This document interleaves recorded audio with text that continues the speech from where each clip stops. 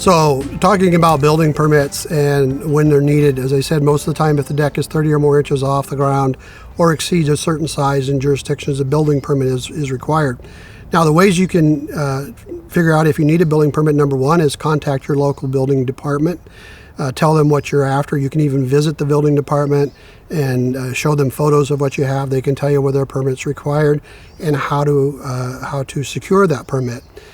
You could hire an architect or a designer to come in and sit down with you and get your ideas about your deck. If you're changing the design or the flow of the deck, that's a really good idea. You may spend a couple $100, $300 for a designer to come in and help you visualize what you want to do, and then do the plans that are necessary for the permit, apply for and get the permit. There will be a fee from the city or the county for the permit itself. So you're paying the expense to hire someone to do the plan and then paying the expense to get the permit. However, when you go to sell the house, that's a very important piece of information to have, very important document. By law, you're required to disclose any work you've had done without permits on the home when and if you ever sell it. So that it kind of protects you, and it also makes sure the deck is built correctly.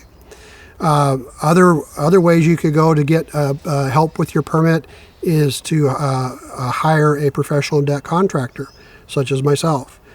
We charge to come out and have a look at your project and discuss your wants and needs, and we'll do a preliminary design, an estimate for you. And we usually charge about $75 for that service, which is credited back to the project should you move forward. There are contractors who will come out for free and have a look and give you some ideas. However, no one's going to do your permit drawings and submit for your permit without charging you something. If you wanted to do it yourself, you could, but again, with the high profile of decks, as I mentioned earlier, due to the advent of manufactured decking, the code requirements on decks are far more strict and stringent than they ever were before. So it's best to get a professional involved when a permit is necessary.